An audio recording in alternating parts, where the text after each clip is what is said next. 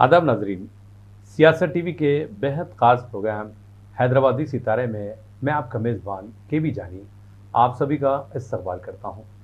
दोस्तों, शहर हैदराबाद में वैसे आए दिन मुख्तलिफ नौइयत के प्रोग्राम्स आप देखते हैं, लेकिन म्यूज़िकल प्रोग्रामों से हटकर एक कंसर्ट जिसमें मेगा स्टार सिंगर के नाम से एक बहुत ही ज़बरदस्त कंपटीशन यहाँ पर मुनक़्क़िद किया गया, जिसका टाइटल जीता था मालेगांव के नौजवान फ़नकार इंडिया का चैम्पियन, यानी मेरी मुराद है ज़ीशान शेख।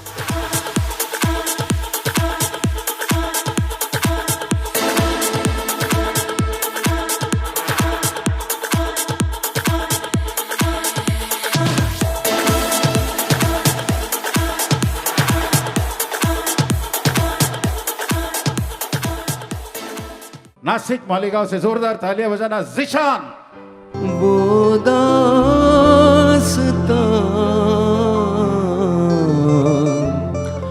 कल हो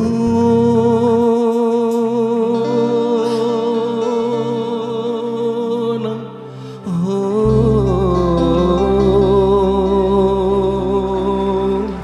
ये दिल दीवाना दीवाना दीवाने ने मुझको भी कर डाला दीवाना। या चूम लूं या रो लो जरा, मर जाओ या जी लो जरा। अब है सामने इसे छू लो जरा, मर जाओ या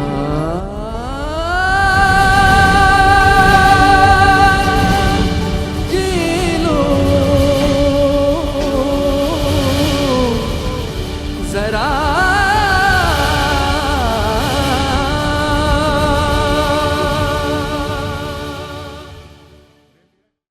ज़ीशान शेख ने इस टाइटल को जीता और अपने नाम ये टाइटल किया, और आज हमारे साथ मौजूद है ज़ीशान शेख जो मालेगांव महाराष्ट्र से जिनका ताल्लुक़ है।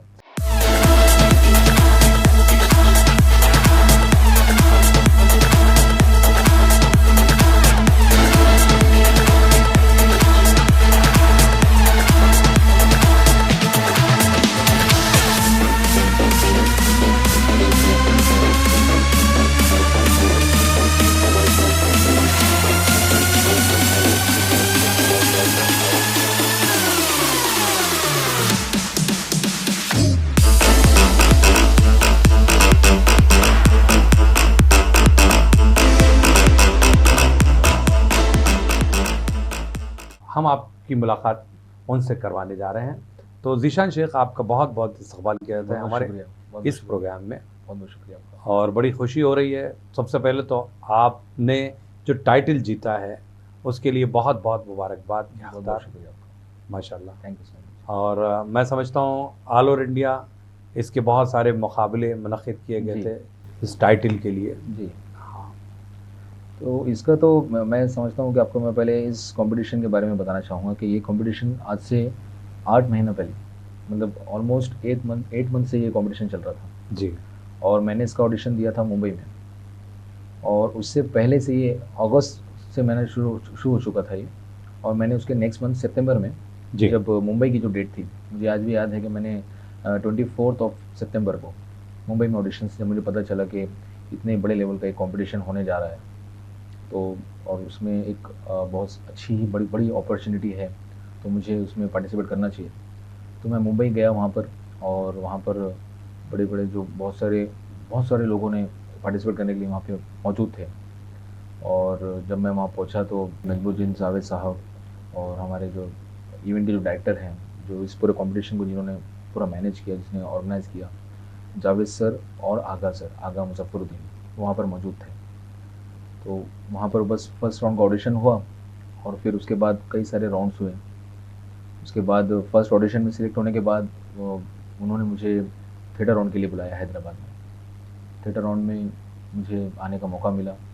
और उससे पहले तो मैं आपको ये बताता चलूँ कि ये कॉम्पिटिशन्स आगाज़ सर और जावेद सर ने काफ़ी पहले ये कॉम्पिटिशन, जब उन्होंने इस कॉम्पिटिशन के बारे में जब सोचा, उसके बारे में जब उन्होंने ऑडिशंस लेना स्टार्ट किए, तो ऑलमोस्ट उन्होंने 22 सिटीज़ में, मतलब 22 शहरों में उन्होंने बहुत सारे स्टेट्स में जाकर ऑडिशंस लिए। वहाँ से अलग अलग टैलेंट वो लेकर आए और उनकी काफ़ी टाइम से वो मेहनत चल रही थी। उनकी वो एक वो कहते हैं- जस्तुजू थी जो जी। इस कंपटीशन को करवाने में, है ना। जी, जी। तो बहरहाल खैर वो तो खैर आप मुंबई से आए, मुंबई में आपने ऑडिशन दिया, जी। तो अगर आपको याद आता है तो कौन सा गीत आपने गाकर जजेस को मुतासिर किया, या फिर जो कंपटीशन में भाग लेना होता है या हिस्सा लेना होता है वो किस तरह हुआ, वो हमें बताएं। कौन सा गाना था? जी, मैंने ऑडिशंस में मैंने गाया था अरिजीत सिंह का गाना गाया था मैंने, लाल इश्क, जी। जो फिल्म रामलीला से है। और तो मैं आपको सुनाऊंगा ना? हाँ बिल्कुल जी। तो वो गाना कुछ इस तरह था।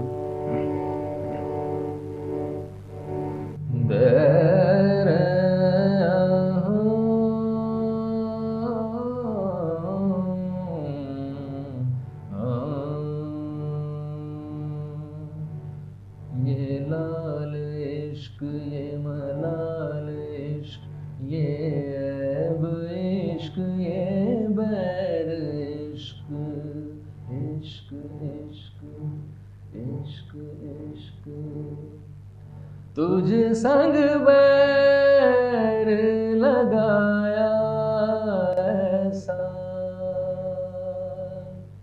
तुझ संग बैर लगाया ऐसा, रहा ना मैं फिर अपने जैसा, हो रहा ना मैं फिर अपने जैसा, मेरा नाम इश्क, तेरा नाम इश्क, मेरा नाम इश्क, तेरा नाम इश्क, मेरा नाम इश्क, तेरा नाम इश्क, मेरा नाम तेरा नाम, मेरा नाम इश्क, ये लाल इश्क, ये मलाल इश्क, ये ऐब इश्क, ये बैर इश्क। बहुत ज़बरदस्त, जी। बहुत ज़बरदस्त। तो इस तरह आपने शुरुआत की। जी। चलिए, हमारे ज़ीशान शेख, आपने मालेगांव से बिलोंग करते हैं, जी। तो ये बताइए कि ये जो जर्नी आपकी जारी है अभी, ये तो इसकी जो शुरुआत किस तरह हुई? आपकी स्कूल के पीरियड से ही आपको ये शौक़ रहा है, या फिर आपने किसी को देखकर इंस्पायर होकर गाना शुरू किया? जी, मैं स्कूल से भी बहुत पहले, मैं बहुत छोटा था जब मैं, मुझे तो मतलब याद जहाँ तक आता है, मैं कुछ 5 या 6 साल का था। तो जब भी हम जब छुट्टियाँ लगती थी, गर्मी की छुट्टियों में जब नानी के घर जाया करते थे, तो मेरे नाना जो है वो क्लासिकल बहुत अच्छा गाते थे। अच्छा। जी। तो वो घर में क्लासिकल गाने सुनना, रफ़ी साहब के बहुत सारे गाने सुनना, वो सुना करते थे। तो मैं छोटा था, तो मेरा ग्रास्पिंग पावर भी बहुत अच्छा था। मतलब नेचुरली वो एक, वो बोलते हैं खुदा सलाहियत है कि बेशक। मेरा एक ग्रास्पिंग पावर भी बहुत अच्छा है कि कुछ चीज़ जल्दी सुनता हूँ तो वो याद हो जाती है मुझे।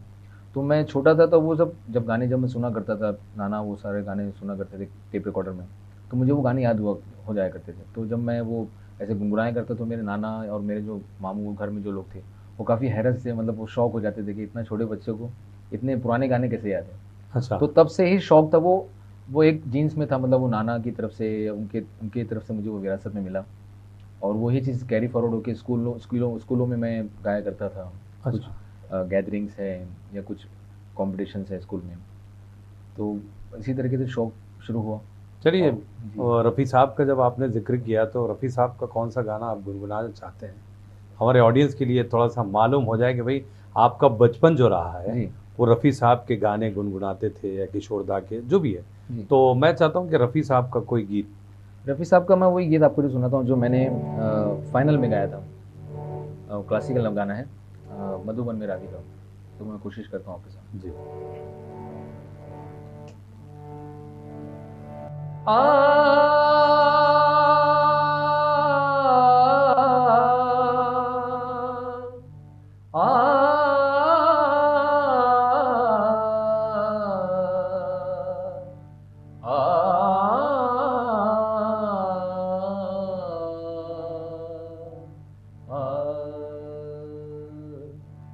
मधुबन में राधिका नाचे रे, मधुबन में राधिका नाचे रे, गिरधर की मुरलिया बाजे रे, गिरधर की मुरलिया बाजे रे, मधुबन में राधिका नाचे रे, पग में घूंघर बांध के आ आ आ पग में घूंघर बांध के, घूंघटा मुख पर डार के, नैनन में कजरा लगा के रे, मधुबन में राधिका नाचे रे, गिरधर की मुरलिया बाजे रे, मधुबन में राधिका नाचे रे।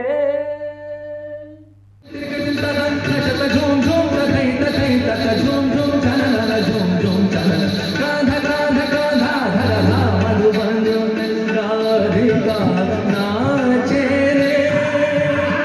क्या बात है, बहुत ज़बरदस्त। अच्छा ज़ीशान, आप क्लासिकल म्यूज़िक से भी काफ़ी इंस्पायर हुए हैं जी। और फिर बचपन से ही आपको क्लासिकल का भी शौक़ रहा है, जी लेकिन आप लाइट क्लासिकल को भी अहमियत देते हैं। जी। लेकिन क्लासिकल का हम जब जिक्र करते हैं, क्लासिकल संगीत में आपको कौन सा राग बहुत ज़्यादा पसंद आता है, उस बारे में बताएं। ऐसे तो एक राग मतलब चूज़ करना बहुत मुश्किल है, लेकिन मेरा जो पर्सनल फेवरेट जो एक राग है वो राग यमन है। अच्छा। वो उसे मतलब तमाम रागों का राजा भी कहा जाता है। बहुत ही खूबसूरत राग है ये, जो शाम के जो पहला पहर होता है शाम का, उस वक्त ये राग गाया जाता है। अच्छा। तो बहुत ही खूबसूरत राग है, और ये इस राग में जितने भी फिल्मी गीत या फिर गज़ल जितनी भी बने हैं वो सारे ही हिट हैं। मतलब लोगों ने बहुत पसंद किया इस राग को। जी। नहीं, लेकिन राग यमन की आपने जब जिक्र किया तो ऐसे कौन से गाने अगर आप थोड़ा सा सुना दें राग यमन में जो जी बनाए गए हैं। वैसे तो हिट है, वो तो ऑलमोस्ट सभी लोगों को मालूम है। जी जी। राग यमन में तो बहुत सारे गीत हैं, मतलब एक गाना ऐसे पर्टिकुलर बताना कि ये गाना सबसे अच्छा है वो तो नहीं बता सकते, लेकिन फिल्मी गीत राग यमन में बहुत सारे अच्छे अच्छे बने हैं। जैसे मैं आपको 2-3 गाने के कुछ एग्जांपल बिल्कुल बिल्कुल, छोटी सी झलकियाँ।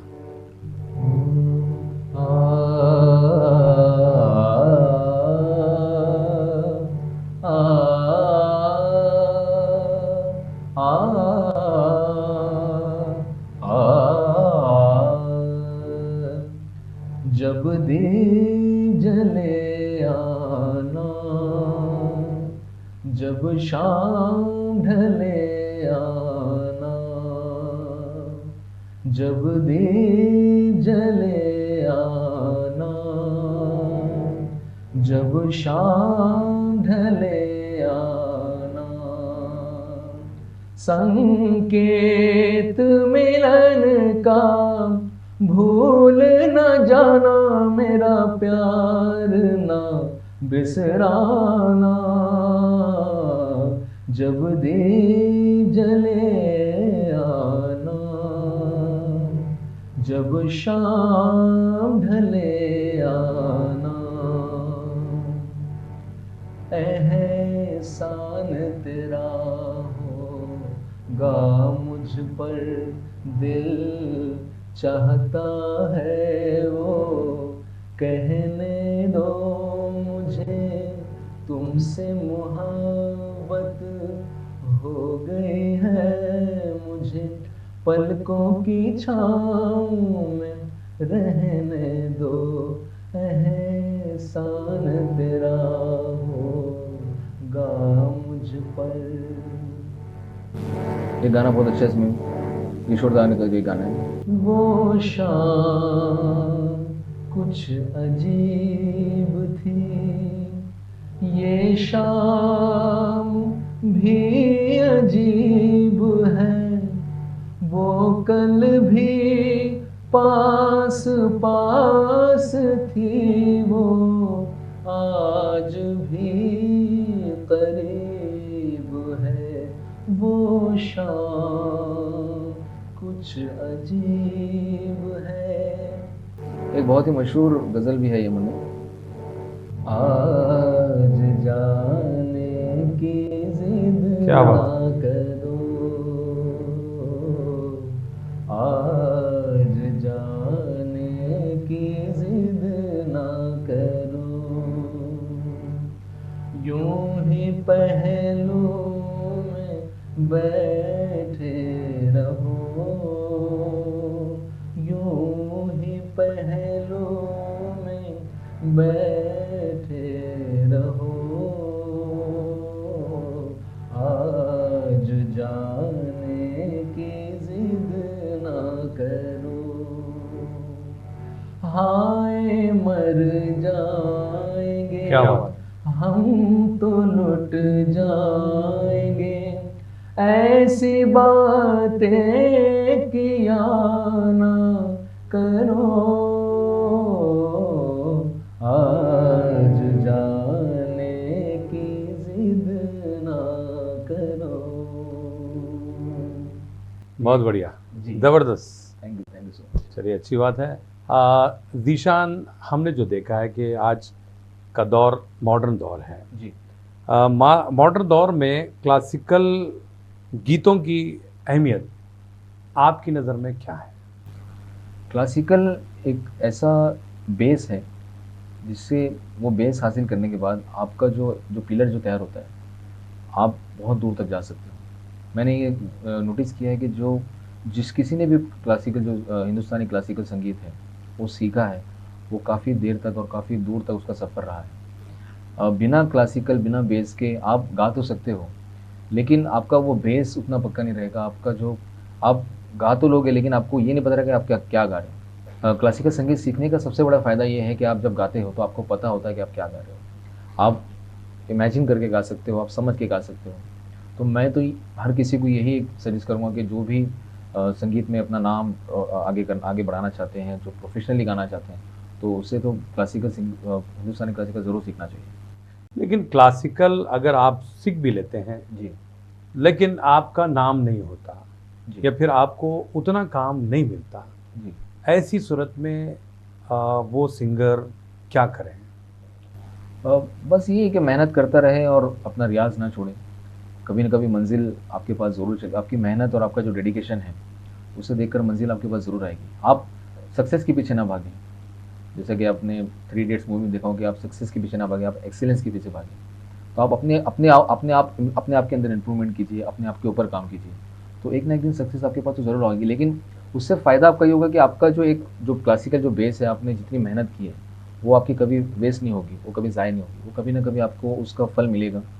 और कहीं ना कहीं आपको वो फील्ड आपके रास्ते खुलते जाएंगे, तो कभी ना कभी आपको मिलेगा। नहीं ज़ीशान, देखिए मेहनत तो सभी लोग करते हैं, जी हर कोई स्टार बनना चाहता है, जी लेकिन ज़ीशान शेख एक बनेगा तो उसका अपना एक मुकाम होगा। जी। तो जब आपने ये कंपटीशन जीता, इसके अलावा भी आप बहुत सारे कमर्शियली लेवल पर या प्रोफेशनली लेवल पर शोज़ करते हैं, जी। तो आपके पास वो क्या गुण है या फिर आपके पास वो क्या चीज़ है जो हमारे नए कलाकारों को आप बताना चाहेंगे? अब इसमें तो मैं यही कह सकता हूँ कि एक मेहनत के साथ साथ तो सबसे पहली चीज़ होती है खुदा दा सलाहियत। हाँ, अगर आपको खुदा की तरफ से वो आवाज़ मिली है, जो गाने वाली आवाज़ है, जो आप जैसे आप गा सकते हैं, इसमें ऐसा नहीं है कि कोई बिल्कुल ही नॉन सिंगर आदमी सिंगर बन सकता है वो अगर मेहनत करे।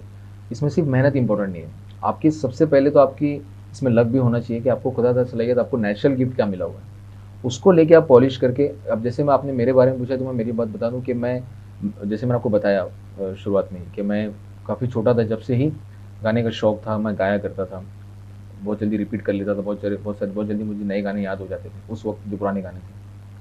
तो वो एक नेचुरल टैलेंट था, उसी को लेके मैंने आगे उसको कैरी फॉरवर्ड किया और अपने ऊपर मेहनत की। मैंने बहुत, सबसे पहले तो मैंने बहुत, अगर आप मेरी बात सुने कि अगर जिसको अगर सक्सेसफुल बनना है तो आपको पहले एक अच्छा गुड लिसनर बनना पड़ेगा। आपको अच्छा लिसनर जब तक आप नहीं बन सकते हो तब तक आप डिलीवर नहीं कर सकते वो चीज़। तो मैंने सुना बहुत है, बहुत सारे बड़े बड़े सिंगर्स को सुना है मैंने, क्लासिकल गाने बहुत सुने हैं, जैसे हमारे जो पुराने जो रेट्रो सिंगर्स हैं, रफ़ी साहब है, किशोर दा है, तलत महमूद साहब है, मन्ना दा है, मुकेश जी हैं, महेंद्र कपूर साहब हैं, इनसे बहुत कुछ सीखा है मैंने। लता जी हैं, और फीमेल्स में लता जी है, आशा जी हैं, और बहुत सारे जितने भी उस वक्त की जो, तो सभी को, मैं तो सभी को सजेस्ट ही करूँगा कि हर किसी को आपको सुनना चाहिए, क्योंकि हर आर्टिस्ट के अंदर एक अलग खूबी होती है। आप सबको सुनकर कुछ ना कुछ सीख सकते हो। और नए नए जो सिंगर्स हैं, जो उसके बाद जो नए जनरेशन के जो सिंगर्स थे, जैसे उदित नारायण है, कुमार सानू है, सोनू निगम जी हैं, और उसके बाद फिर राहत फ़तेह अली खान, और अभी जो न्यू जनरेशन की जो अभी सब तरफ जो एक जो जिसकी आवाज़ जो छाई हुई है, अरिजीत सिंह। तो आप सभी को सुनकर कुछ ना कुछ सीख सकते हैं, तो सबको सुनिए और अपनी आवाज़ में गाइए। मेरा एक, मैं पर्सनली सबको सजेस्ट करता हूँ कि आप किसी भी सिंगर को सुनते हो तो उसको कॉपी करने के लिए ट्राई मत कीजिए, उसकी आवाज़ को कॉपी करने के लिए ट्राई मत कीजिए। आवाज़ अपनी ही रखिए आप, उसकी जो सोल है, गाने की जो सोल है, उसने जो गाने को एक्सप्रेस किया है, कैसे वो वर्ड्स को एक्सप्रेस कर रहे हैं, कैसे अपना इनपुट डाल रहे हैं, कैसे उन्होंने वेरिएशंस किए, उस चीज़ को आप, उसकी सोल ले सकते हो आप और अपनी आवाज़ में वो डिलीवर कर सकते हो, तो वो और आपको वो और अच्छा साउंड करेगा। तो मैं सभी को ये सजेस्ट करता हूँ कि आप ज़्यादा सुनिए। आप जब तक आप अच्छे अच्छे लिसनर नहीं बन सकते तब तक आप अच्छे सिंगर नहीं बन सकते। सही बात है जी हाँ। ज़ीशान, अगर दरमियान का पीरियड अगर देखते हैं तो उदित नारायण है या कुमार सानू है, जी, तो इनको आपने कभी फॉलो नहीं किया? बिल्कुल बिल्कुल फॉलो किया है। मैं तो बता फिर रहा हूँ उदित नारायण की कोई चीज़ अगर आपको याद आती हो? जी, मैं उदित जी का तो बहुत सारे, मतलब मेरी उनके- सांसों में बसा है, क्या बात है, मैं सुना वो अगर आप सुना दे तो, क्योंकि बड़ा ही ज़बरदस्त कंपोजिशन है जी, नुसरत साहब नुसरत का, है ना? जी, जी। वो मेरा भी अगर पसंद आप- फेवरेट, मेरा भी हाँ, पसंद बिल्कुल। फेवरेट गाना है वो। और उदित जी की तो सबसे बड़ी खासियत है कि वो मुस्कुरा कर गाते हैं। उनसे हाँ। हम जितने हमारे जनरेशन के जो सिंगर्स हैं जिन्होंने मतलब उदित जी को सुना है, जी। हमारे जो 90s की जनरेशन है, वो उदित जी से हमने मुस्कुरा कर गाना सीखा है। वो सबसे ज़्यादा क्यूट सिंगर मैं जिन्हें कहता हूँ। सही है, सही है। तो उनकी 2 लाइन में सुनाता हूँ। जी। मेरी सांसों में बसा है तेरा ही एक नाम, तेरी याद हम सफर सुबह शाम, तेरी याद हम सफर सुबह शाम। तू मेरे दिन में रातों में, खामोशी में बातों में, बादल के हाथों में भेजूं तुझको ये पैगाम, तेरी याद हम सफर सुबह शाम, तेरी याद हम सफर सुबह शाम। क्या बात है, क्या बात है। शुक्रिया। ज़ीशान, मैं थोड़ा सा आपको रोकना चाहूँगा। जी, तो नाजरीन, आप कहीं जाइएगा नहीं, मिलते हैं एक मुख्तसर से वक्फे के बाद।